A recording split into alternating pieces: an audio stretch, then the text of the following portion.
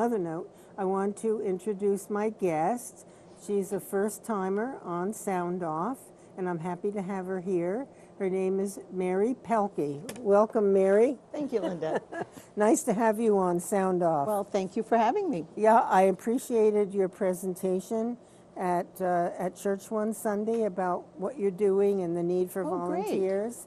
Great. And that's what sparked me to get back and prod you to come on the show. Well, and here I am. And here you are, so thank you for that. Mary, you are seriously involved with the, United Way of Northwestern Vermont. Correct, Northwest Vermont, right. Yes. And I have been doing my research based on the materials you gave me so that I can ask some stimulating questions, I hope. But first of all, before we get into United Way, why don't you share with the folks who you are, a little bit about where you live, what your history is, and then we'll go from there. How's that? Okay, I'll give it a try. Okay. I am a long-term person right here locally. I've lived in St. Albans all but 1 year of my life. Wow. And that was when, right out of high school, I needed to sort of sow my oats, and I ended up going to work at actually Brandon Training School for a year. Oh, really? To get some hardcore, some hands-on experience for the field that I wanted to work in. Mm-hmm. So I did that, but then I moved back to St. Albans, which is the love of my life here, and have been here ever since. Okay. And I understand you've had some other interesting jobs. Well, yes, I've been a paraeducator in special ed classes. Wow. I have worked for mental health as a case manager, social worker for, about 12 years before I came to this job.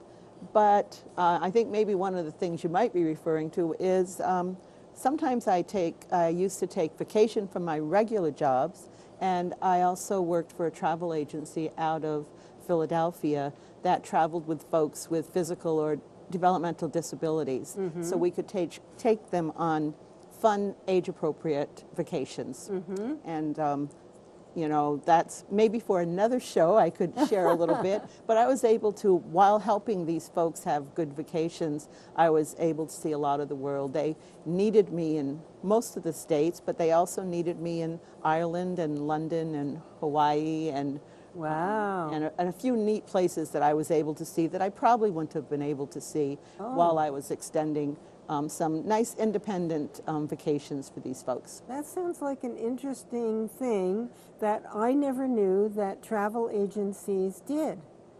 Absolutely. It's called the guided tour, and maybe another time it can be explored, but it's a great organization. And you happen to mention two places that you were able to visit that are on my bucket list, Mary. Uh-oh. Ireland's probably one of them. Yes, it is. I want to go back. My grandmother was born there in County Clare, and I've wanted to go there for years. I've traveled in quite a few of the European countries, but I haven't happened to get to that one. And the other one is Hawaii, which I just think is so beautiful, and Gorgeous. So I have to make that happen, don't I? Yes, you do. I want to go back to both of the places. Really? So, yes, absolutely. That's interesting. Absolutely. They were worth going back to. Absolutely, without a doubt. That's what I hear, that the people in Ireland are so friendly. How they're portrayed when you see them, the singing in the pubs and all that, that's just how it was. Wow. Well, just as an aside, before we get into United Way in depth, speaking about Ireland, my little Irish grandmother wasn't very tall, but she was full of vim and vigor, and my dad happened to play beautiful piano. So whenever we had a big family holiday get-together, my grandmother kind of pulled my father to the piano. Fortunately, he could play anything. And we all sang the Irish songs, Tura Lura Lura, and When Irish Eyes Are Smiling, Galway Bay, you name it. And those, with them all now gone, it's just wonderful to have great memories. Oh, it is. I had wonderful memories there too, but I'll tell you the funniest memory that I had from there was their expression for when it was raining. Okay. I will never forget when it started to rain and I said, "Oh dear, it's going to rain." He says, "No worry, dear, it'll only spit a bit."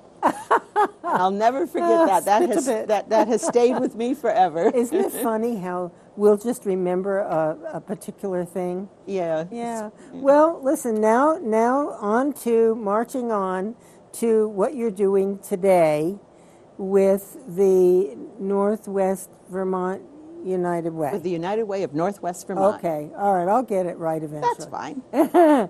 So, Mary, you told me you've been working for the United Way for a number of years. Well, I've been doing the foster grandparent program for, in December it'll be 29 years. Actually, I started out, the foster grandparent program was a program of the Visiting Nurse Association. Oh, was it? The foster grandparent program is a federal program that is part of the Corporation for National and Community Service. Yes. So being a program like that, you need to have a sponsor. And at the time when I first took the job, the VNA was a sponsor. And so for the first 10 years, I worked for the VNA in Franklin and Grand Isle, Okay. working in as coordinator of the foster grandparent program. Then it was time that there were so many changes with the VNA, it wasn't a great match for a volunteer program, and that's when the United Way decided that, gee, you're a great match for us. This is what we do. We want to help people. Sure. We want to motivate volunteers. We want to address community needs. Therefore, this is a great program for us to take under our wings. And so, for the next 19, years, I've been at Wow. the United Way of Northwest Vermont. Good for you. Well, you certainly seem to have devoted your life to helping people, Mary. Well, that is what I really enjoy doing. So when the foster grandparent program, I saw it in the paper, and it said, I wasn't really looking for a job at the time, but it said it was looking for a coordinator. And I was reading about it a little bit, and I said, that sounds really interesting. This sounds like a program that everybody wins. The older volunteers win, Yeah. and the children they serve. So I wanted to find out more about the program. So I just made a phone call and found out and said, what's this program all about? So they told me, well, this is for older volunteers. You have to be at least 55 years old. Right. You have to be willing. Now, this is a program that takes a lot of dedication. You have to be willing to volunteer a minimum of 15 hours a week to be a foster grandparent. So that's almost 2 work days. But you can volunteer up to 40 hours. And believe it or not, I have several that are working 30, 35 hours volunteering a week. In the schools? In the school systems, Wow. yes. Wow. And you do have to be on a fixed income. Now, this is a federal guideline that we have no control over. And this is because I think when program has been going, I think, for 40 some odd years now. And they wanted this middle income group of people that were out there, but maybe didn't have all the resources to get out and to spend their own money to do volunteer and to make a difference, in their communities, to be able to do it. And in return for their time, they get a small stipend of $2.65 an hour, which just sort of helps them keep things even keel, so it's no out-of-pocket money for themselves, that they have to spend. Because if you're already on a fixed income, it's very difficult to be able to do both when you have the desire to volunteer, but you just can't afford to do it. So that was sort of why the federal guidelines came into play. Well, I mean, if a person is dedicated and they really want to do this, and they fit the guidelines, and they if they work 40 hours a week at $2.60 or $65, that's well over $80 a week, which is some nice pocket change, or money that you can help to get your groceries or whatever it might be. Buy a winter jacket that you might not have been able to buy. Yeah. And at the same time as you're doing that for yourself, you're also doing something else for yourself, which is to feel good about you for helping a child. Now, do you help just one child? Well, when a volunteer is placed, I'll step back a little Sure, bit to sure. let people know. I went way set ahead, the guide. right? Oh, no, I like that. I like the excitement. Get right to the meat of things. Once we find somebody that meets those guidelines, they have to go through an application process. You're working with children, and they're, very vulnerable population, Absolutely. and they really matter, and we really care about the volunteers that we place. So they have an application process, and you check character references. Background check? Well, we go through that. After I do the character references, I end up meeting with them to interview them, and we go through everything, what their responsibilities are, what our responsibilities are, and if it still looks like it's a good match, then we ask them to sign off on permission to do all the background checks that you can dream of, including fingerprints, the whole 9 yards. And when that all comes back, and when they get a note from their doctor saying that they're physically and mentally able to volunteer, when we cover all those bases, meanwhile, while that's happening, I'm looking for a good placement for them. I always ask them, in a perfect world, what age group would you like to work in? I was just going to go there.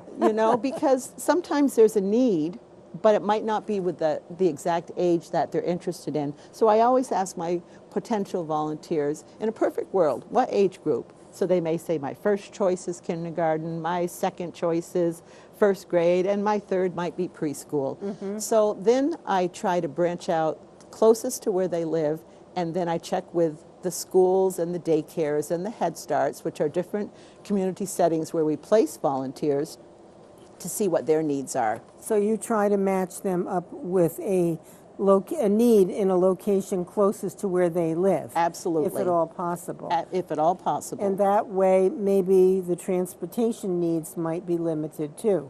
Exactly. We do reimburse mileage, and I want to rest assured if there's any volunteers out there, and we need volunteers, so I'm hoping that we can generate some interest. It is our responsibility to help get transportation. Okay. I will move mountains to make sure that if there's a volunteer, that they can get to the site. So I want to make sure that we mention that, because that's sort of important, that people don't worry, well, I would love to volunteer, but I don't have transportation. Now, a couple of thoughts just came to mind, Mary. In terms of placing a volunteer with a given student, do you consult with the teacher as far as the student and maybe the teacher's observations, or with the family of the child? How does that work? What usually happens is, I'll sort of like walk you through a possible placement. Good, do that. Okay, pretend I'm the person who's applying for. Okay, so well, I'm going to enroll you in the program, Linda. All the backgrounds have come back, and I'm really excited to place you at the city school. Okay. And so while we were waiting for all the backgrounds, you gave me the 3 ages that you were, and I met with the principal, and we discussed what their needs were, and we came up with 2 or 3 teachers. And good news, your first choice is one of the needs that the school has. That's normally what I would, do. Sure, Sometimes sure. it's the second choice, but what I want to make sure people know is we don't just take a warm body and place them in an opening. We want it to be the match of what they like. We want it to match their skill levels, Sure. their comfort level. I even try to match like personalities with teachers and volunteers, because if you're going to be working with another person in a classroom 15 to 30 to 40 hours a week, you really want it to be a good, comfortable match. Absolutely. Because that, being happy and comfortable is only going to enhance the what you can do for the children. Sure, absolutely. Which is really important. What's really nice about what the volunteers get to do, what you will get to do, since I'm still going to see you're my potential volunteer here, is that you get to be the good guy. You get to work with these children, these students, maybe helping them in math. Now, is it more than one student? Well, math, literacy, behavioral or social skills. And what happens is you will be matched up with 3 or 4 students that have really specific needs that they really need to work on. Nope, individual needs, Oh. We'll look at each student and they will find what their needs are. One person may need help with literacy, with reading, or comprehension. Another student may need it with math, or there may be a student that needs some math help and some literacy help. So it's one-on-one. It's not working with, let's say, 3 or 4 students who all have the same need. It could be both. Okay. You can work with small groups if there are some with similar needs, or one-on-one individually. Now, these 3 or 4 students that you really are directed to, these are the ones that they actually set goals for, and the volunteer helps the teacher help that child meet those goals, and then we track their progress at the end of the school year. However, the foster grandparent works with every child in the classroom. It's not just the children where we're going to track the progress. Every child, every student in the classroom gets the benefit of that. To be nurturing and positive and Absolutely. helpful. With that caring, consistent adult, because it really makes a difference in the lives of some of these kids that they have. Truly believe that. I've had people report back to me that besides the normal, you know that they can help doing the tutoring and the mentoring, and that's so important.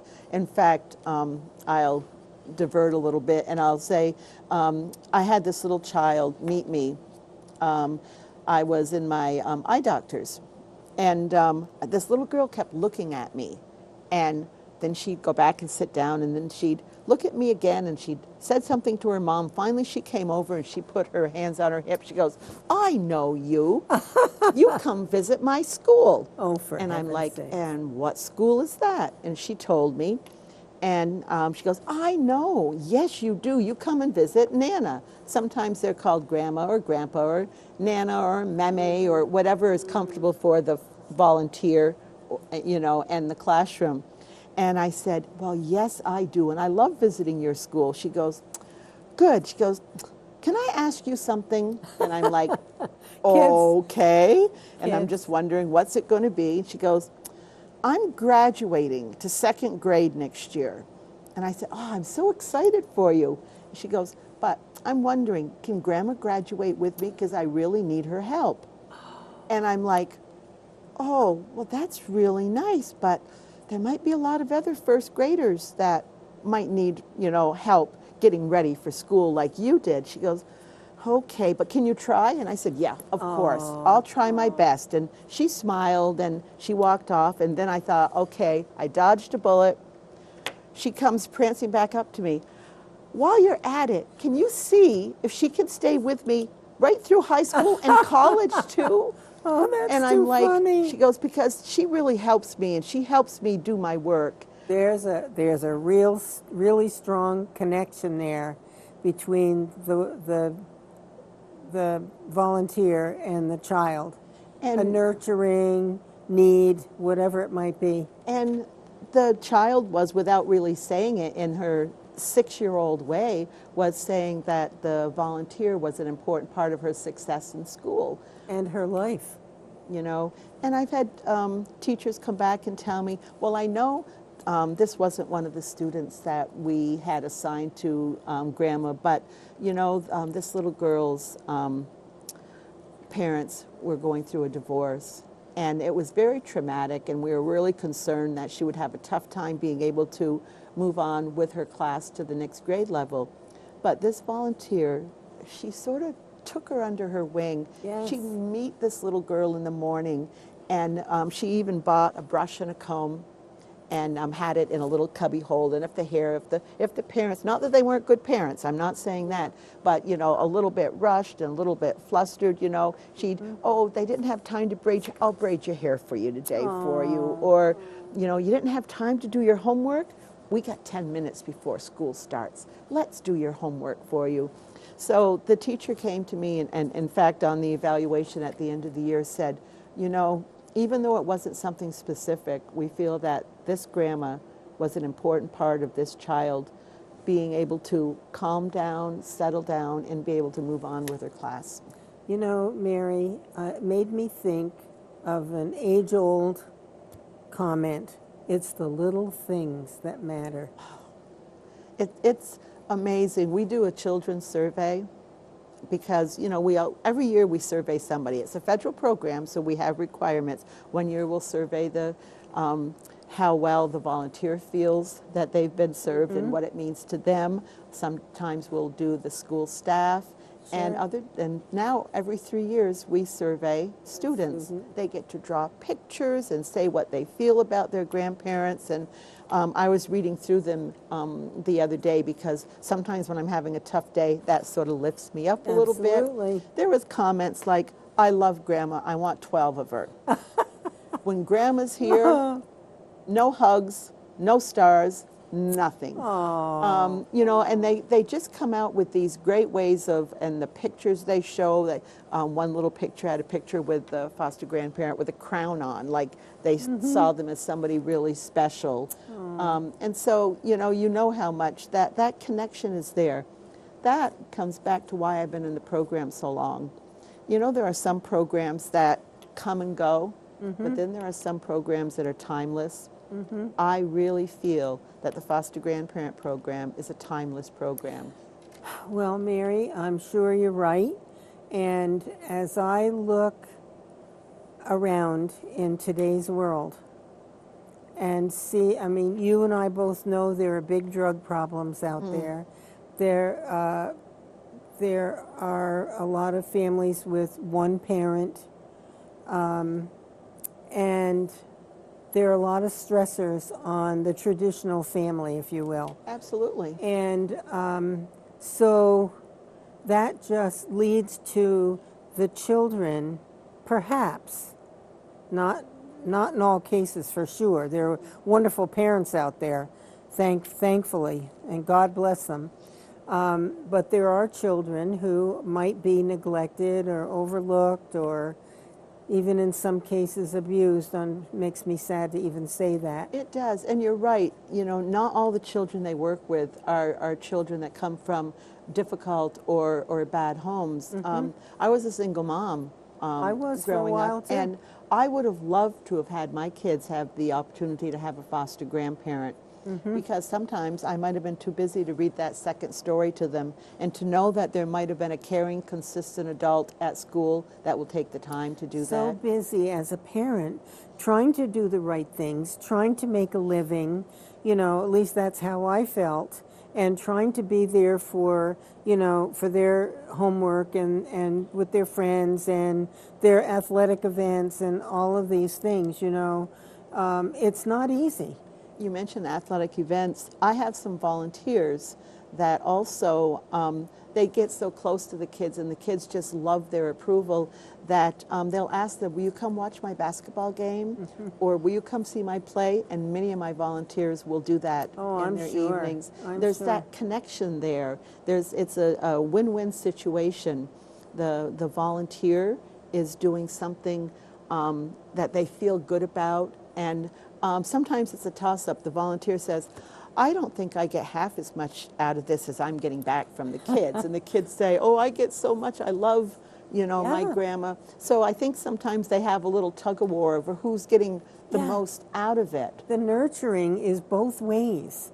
I recently spoke with some children, and I said, when you do something kind or nice for someone else, at the very same time, you are doing something nice for yourself, because you feel good about what you're doing. And that's also true. That never fades. That stays the same. That caring, consistent adult that will give you that smile or wave to you on the bus when you go home or whatever. It's sometimes it can be very small, but like you say, small things count. The good thing about this, too, is I don't want volunteers to think that, gee, this is pretty stressful and I have so much to do and everything. I want to let, potential volunteers out there, please. Know that you get to sort of be the fun person, because you get to work with the kids on specific goals that the teacher will really be very clear of what's needed, so you don't have to try to figure things out on your own. And you are not the disciplinarian. You are not in charge. you're never to be left alone with kids, not because you're not reliable or responsible, it's not your job. So you get to do all the fun things without the added stress. You don't have lunchroom duty or recess duty, although so many of my volunteers want to go out and watch the kids because they'll say, Grandma, watch me, I can do this, and Grandma, watch me, or Grandpa, watch me. We also want grandpas we want too, grandpas too. We have very few, but we want more. So, well, you know, excuse me for interrupting, Mary. No problem. But to the viewers out there, you know, as we get on in our years, I mean, I manage to keep my life way too busy and don't find enough time even for me, but that's my own shortcoming. But there is an opportunity out there for you to nurture yourself while you're helping a child to grow and feel good about themselves, and to help them to realize that, yes, I can learn this. And then they feel good about themselves. As you mentioned that, I remember a volunteer who has since retired, but she was with me for 30 years, with the program for 30 years. Wow. And she told me one of the most important things to her, where as the years went on, she started looking in the newspapers. And she remembered the children that she worked with that, you know, had backward B's and couldn't quite get the G's right, or, you know, that she helped with day after day after day. Yeah.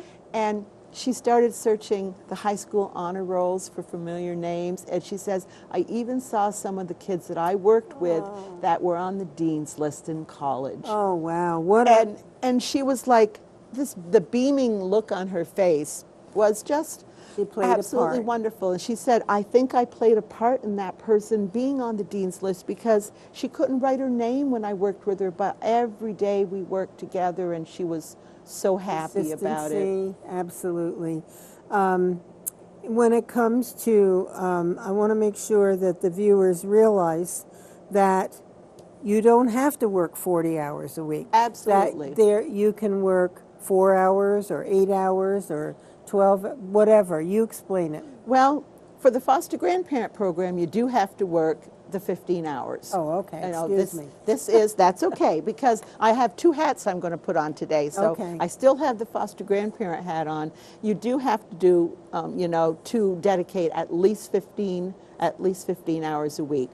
And so I just want to make sure that also volunteers know, before we move on to the other program, that we give them continued support. I don't place a foster grandparent and then leave them there to sink or swim. I visit the site where they are, whether it's at a school or a daycare or a Head Start. I'm there for support, to ask questions, to troubleshoot. I'm also there to support the teachers. Teachers that are worked with, I give a full orientation for what they can or can't ask the volunteer to do, you know, how to treat a volunteer, and we really make it a very collaborative program. We also, several times a year, we also give them in-service trainings. So we're constantly bringing in guest speakers to help them even do their job better. Good. So that happens probably 8 to 10 times a year. Excuse me 1 second, Mary. Folks, if you have any questions at all, please, this is a good time to call in. 527-6449. 527-6449. Any questions or comments, you'd like some information, whatever, or you've had an experience doing this kind of volunteerism that you would like to share briefly, we would love to hear from you too. So please, if you have any questions or comments, feel free to give a call, 527-6449. The number's on the screen. Great. I'd be glad to answer any questions. So I think I sort of covered what they have to do to be enrolled, and that they get continued support and training. And I have requests for more volunteers than I can fill. Wow. Okay, I mean, I just there's can't a feel need. that there is a definite need, and I really, really, really would love more volunteers. So please, Now, I do have a question, Mary. absolutely. 15 hours a week for the minimum, right? Yes. For the foster grandparent program. How can you divide that up, like 3 days, 3 hours, 5 days a week? Absolutely, great question, because that's the other thing that we do. We do not make people fit their lives a square peg in a round hole. I have a mantra that I tell all my volunteers. I want the program to be a very important part of your life, but I'm fully aware it's not the only part of your life. You have family, you have friends, you have needs. So every person can help design their own schedule. Okay, And we work that out to match with the needs of whatever site it is. okay. So if they say they'd like to work 3 days a week for 5 hours, if that matches with the needs of the site, that's what we do. We try to make it work for the hours they want to. Some say, I'm so much better starting at 10. Others say, I'm a morning person, I want to start at 8. So I guess what I'm getting at is that I want people to know that we will individualize Work your with you. schedule. Yeah. If Wednesdays they've always gone to play cribbage or sing in a choir or whatever, then I'm not going to schedule you for a Wednesday. Right, Because you that's have an a life. important part of your life. Sure. I want them to really want to be with the program, you know.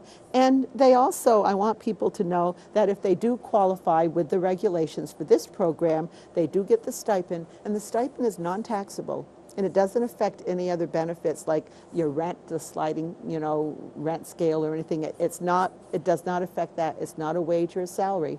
It's a stipend. And So when it comes to taxes or whatever, they do not it's claim it. It's You just don't doesn't even, yeah, exist. it just does not exist. So that's sort of important for people to realize. Okay, and a couple of other quick little things, Mary. The individual volunteer would need to maintain confidentiality. Oh, we have them sign a confidentiality statement, and I go over it regularly. But, you know, all of these, you know, I go through my meetings, my interviews probably last between an hour and a half and 3 hours. Wow. But it's more of a conversation like this. We talk, I want them to ask questions because I want people to know, Comfortable. you know, what's expected of them. And I don't want them to feel stressed out. I want them to feel happy and content. They also earn sick time and combined time off. We don't want them to go if they're sick. It's very important for themselves And as for the well as for the children. children. Sure. So what other questions? They need to be physically mobile. They need to be able to move around the class. They do, however, I've placed people, volunteers that have been in wheelchairs on 24 oxygen. I've had a volunteer in the past that is legally blind. Really? You know, so if they are safe and can physically, you know, perform duties, I will work with whatever limitations they may have. I feel sort of strongly that almost everybody has something that they can offer, and it's my job to try to find where their abilities can best match. Yeah. Where they would feel comfortable and qualified in their own minds. And then you have the expertise, the experience to know just where they would fit in and so forth. And they start out, it's always a 30-day trial period. So if they say, I thought I wanted to work with 5-year-olds, but can I try 7-year-olds? I mean, you know, it's okay. I mean, we don't live in a perfect world, and everybody is different. And when you haven't been out in the workforce or volunteer field for a while, you might not really know where your niche is. And so we want to work with you to find your niche. So you know, there's a lot more. I mean, I could probably talk 5 hours on the foster grandparent program. Sure. But we can come back to it, but I want to go to put on my other hat, so to speak. Okay. Have I gotten most of the questions for you? I think we've covered quite a bit, if not everything, most important things, Mary. I want to quickly throw in here, my stepdaughter, who works in a school, said to me one day, Linda, you should be a mentor in the classroom. And well, maybe I can get you in my second program. if I ever slow my life down, I would definitely elementary school or middle school would be my. You see, and when we really try to work, with the comfort age level that they would like to work with. But I love children.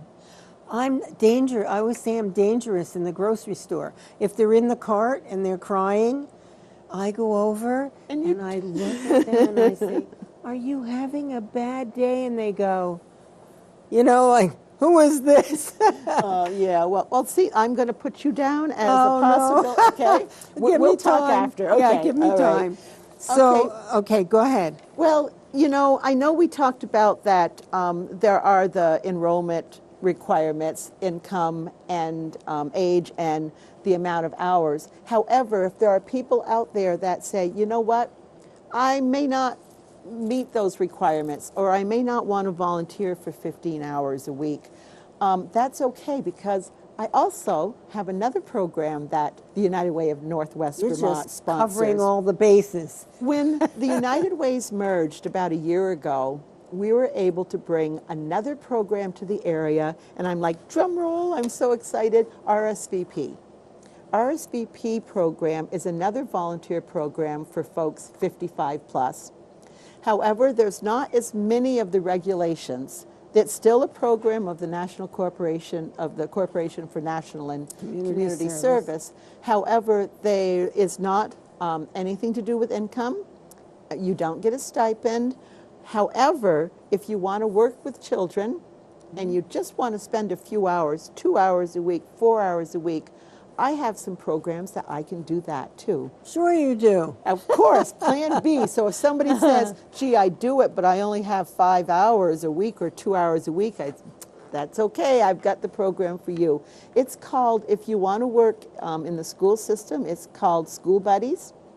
And you do basically the same things as a foster grandparent would do. You would be assigned to a teacher, to a school, to a teacher, and you would work with the children in that classroom. Very similar activities, but less time commitment. If you want the younger children, we have Read to Me, which is another program that I can put in a preschool.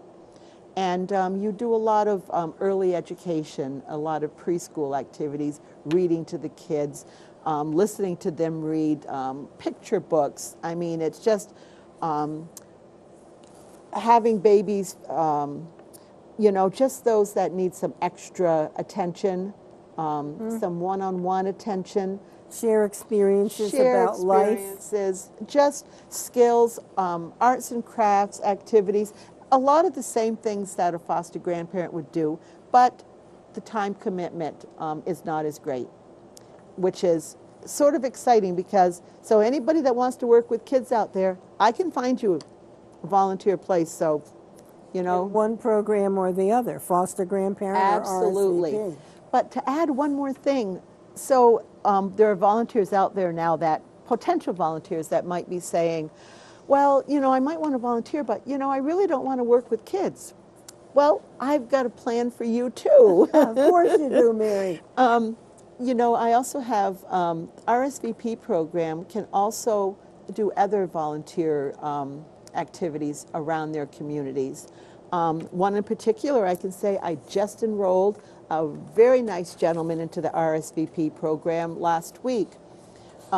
He's going to be available 1 or 2 evenings a week for a couple hours, and I'm hooking him up with Age Well, which used to be the Agency on Aging. Now you remember they're called Age Well now, and sometimes they are a perfect agency for me to refer RSVP volunteers to that might want to work with the elderly that are isolated, that need companionship. And they know who's out there that needs it. This gentleman has an interest in gardening, so he's going to maybe teach them in-house gardening, or maybe teach them composting. He says, I'd love to watch a baseball or a football game with them, or play a board game or cards with them. Sure. Or run an errand for them, or take them for a drive. And the Age Well, we're starting to collaborate where they can help me match up volunteers with people that are out there in our community that could really benefit from companionship and just a friendly visitor. Now, Mary, tell me, Age Well is replacing what? Well, you remember it used to be the Champlain Valley Agency on Aging. Agency on Aging. Right. That's what. Now, they are Age Well now, and I know that, but sometimes people are still thinking the old, so I just wanted to connect that. Yeah. But there are a lot of other organizations out there that are looking for volunteers. Maybe somebody would like to drive for Meals on Wheels. You could be an RSVP volunteer, and I could hook you up where maybe they need substitute drivers for Meals on Wheels, where it wouldn't be a huge commitment. Would that be within Franklin and Grand Isle counties? Franklin, Grand Isle. Well, actually, I should say, even though this is Franklin and Grand Isle, United Way of Northwest Vermont, all of our programs now are in Franklin, Grand Isle, and Chittenden County. Right. So I want to give a shout out to my counterparts in Chittenden County, because I have another coordinator, such as myself, that does the same two programs in Chittenden County. We also have, we have just brought on over the past year or so a person that's coordinating volunteer recruitment to help with some of that. She was going to come today, but she took ill, so she wasn't able to. And then we have our director, Ellen Biddle. So for 3 counties and for 2 programs, we really only have 4 people working. Wow. Working to cover all 3 areas with both programs. Wow. Well, you certainly have a variety of options for people. Absolutely. To fit into based on their desire and their interests. And so I can't think of why there wouldn't be something that a lot of people would like to do. And so also there might be somebody that doesn't want to commit on a weekly basis, but they'd like to do a one-time event. You know, maybe somebody has always wanted to help on maybe Operation Happiness, or there's a 1 or 2 time event that they may be interested in doing. I might be able to hook them up with that. If somebody has a burning desire for a volunteer with a particular nonprofit, if they contacted me, I could try to make that connection to see if there's a need. Okay, and I've just thought of something else. People, I'm thinking of my children who are in their 50s, okay? Now I hope to be able to continue to be self-sufficient for as long as I live, but who knows, right? But some of you folks may have a parent or an in-law out there who needs some services.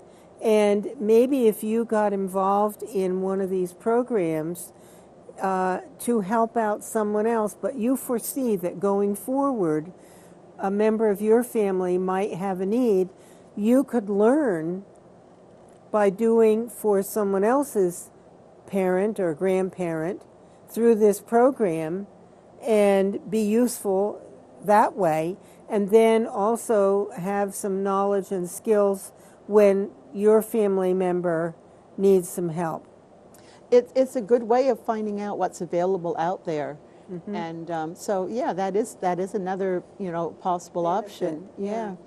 But, I know we have a little bit more time, but just so that I don't forget. Please. There are people out there that say, okay, great, this person's talked about all these volunteer opportunities for people 55 plus. Well, I'm only 54, or I'm 24, or whatever.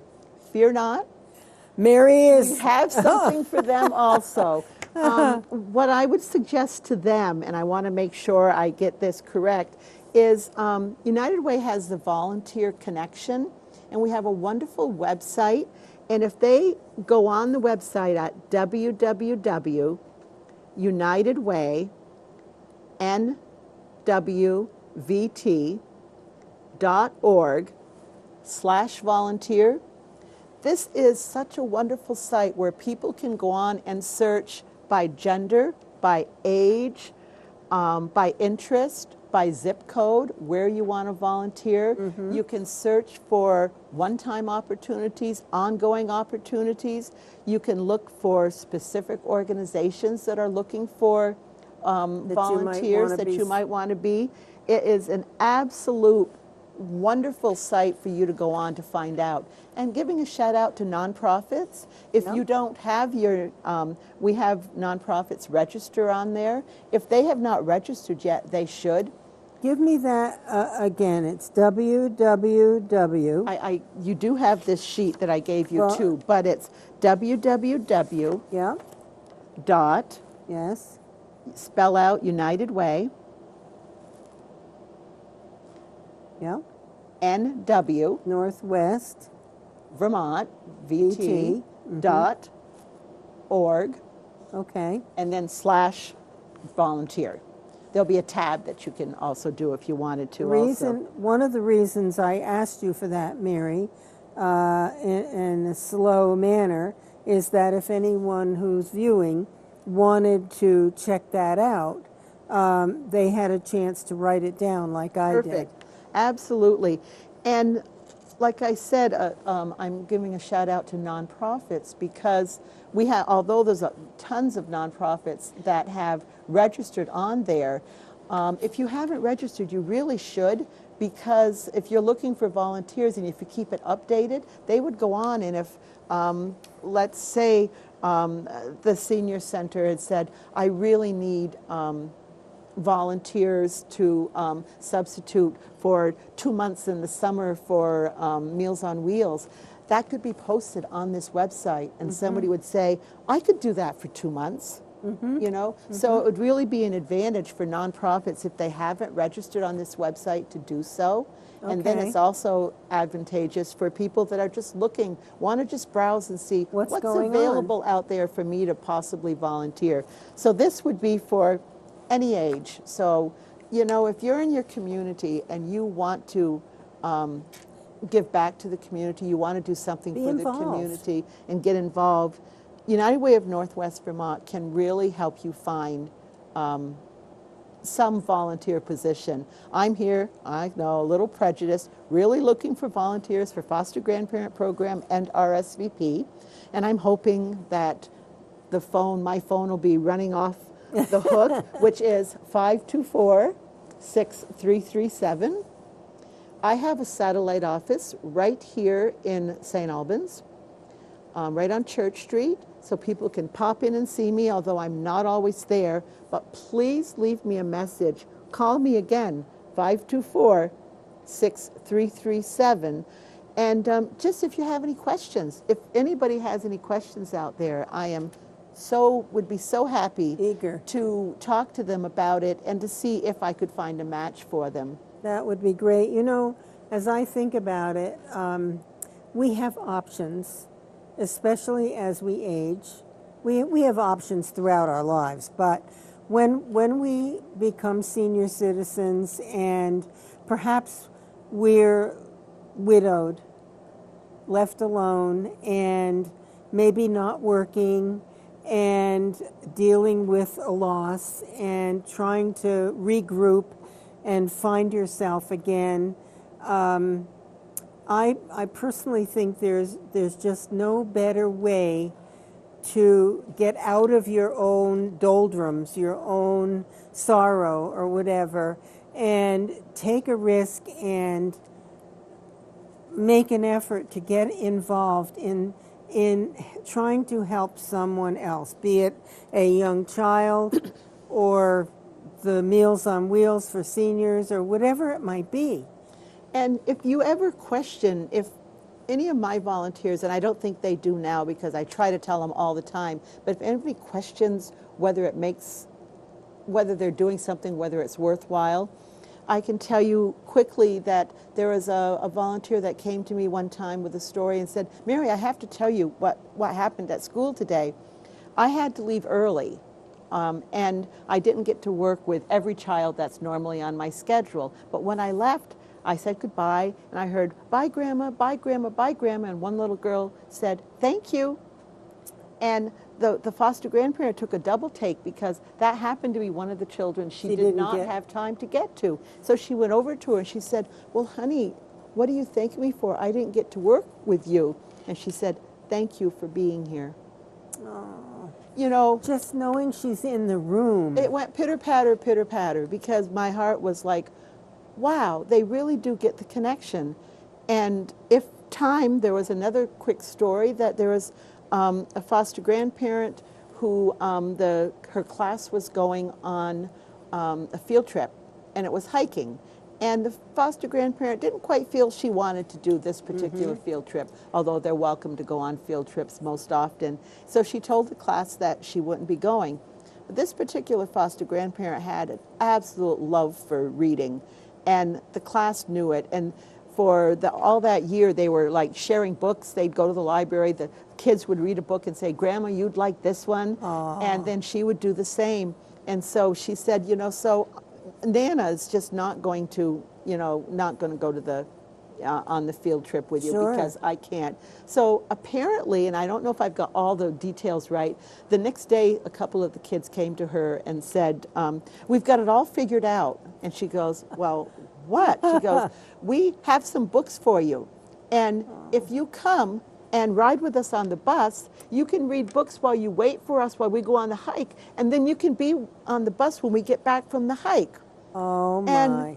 And those little stories That must come have back filled to me. her up. It really did. Those stories come back to me time after time, and it just shows to me, every day it shows me that the work of these volunteers is so valued, Oh, and that the absolutely. children so appreciate it. They will never forget it, Mary. The parents also seem to. I've had a parent come to me that have said, I really think that my child was successful. We moved here from out of town. They were scared. They were nervous. The child was having problems. And we think that, a lot of his success is because of having a foster I bet grandparent. it is. May I make a suggestion? Absolutely. I'm an idea person, and you may have done this before, but this just occurred to me. What if you invited some of your volunteers to write a little blurb, several of them, in a letter to the editor, or they don't have to be specific about who they worked with or anything, but about an experience that they have had that has filled them up and made their life richer through giving, to be helpful to the children, or through the Meals on Wheels or whatever. Absolutely. That would be, we have had several, the newspaper has been great supporting us with stories and following foster grandparents, but absolutely, that's another. Personal stories. Personal stories do mean a Those lot. hit home. Yes, Just a thought. absolutely. And I will take that thought to heart. Well, Mary, God bless you for the work you do. Well, God bless my volunteers. A special, special group of people. I have no doubt of that at all. We all need to find our niche in life. Regardless of how old we are, we need connections with other people. We need to feel fulfilled and appreciated, which these volunteers are getting. We need to feel that we're making a difference. And that's a way to give yourself a gift, as I said before, and by taking these steps to get involved in the grandparent program, RSVP, whatever it might be, you're enriching your own life with connections with other human beings Absolutely. who have a need, and maybe you do too. Absolutely. And I'm sure you get a lot of fulfillment. Well, I don't think I'd still be here after 29 years if I didn't, because it just does my heart so good to see, when I see the children, when I see the foster grandparents, when I see, now I'm being able to see RSVP volunteers that are just absolutely loving what they're doing. And it's just so heartwarming. And what's really great about it is that these folks have wanted to find a way they could give back to their community and feel useful, needed, and relevant. And they are indeed that. And those children, I mark my words, you know this, I'm sure, those children will never forget that support, that love, that guidance, that connection with, perhaps they don't have a grandparent, or maybe they do, but the grandparent's busy working or whatever. Or in the other part of the country. True, absolutely. Right. So this is a wonderful opportunity for people, and you grandpas out there too. Absolutely. Not just the grandmas. And I've had married couples that volunteer. So if a couple wants to volunteer together, that's a wonderful way to volunteer together. So, Mary, we're down to the last 2 minutes. Is there anything that you want to make sure that we cover that perhaps we haven't? Any particular needs out there right now? School is back in session. Definitely have needs in the schools.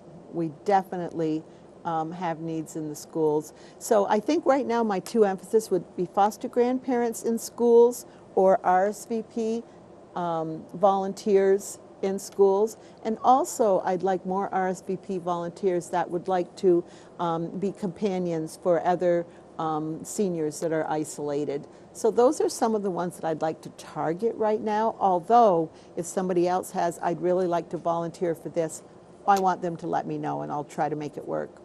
Well, I'm sure you will. Mary, thanks again for enlightening us about these important programs in Northwest Vermont and in other places as well. And we're very lucky to have you doing the work that you do. Obviously, you love it. I love it, and I'm very glad that United Way of Northwest Vermont allows me to continue to do this job and brings these programs into these 3 counties. Yeah. Well, I'm sure that there are a lot of people who may or may not be watching who so much appreciate what you do through the agency. So, folks, thank you, Mary. You're welcome. All you do. And folks, thank you so much for tuning in. I'll see you again next week with another great program. So stay tuned. Have a great week ahead, and I'll see you next week. Good night.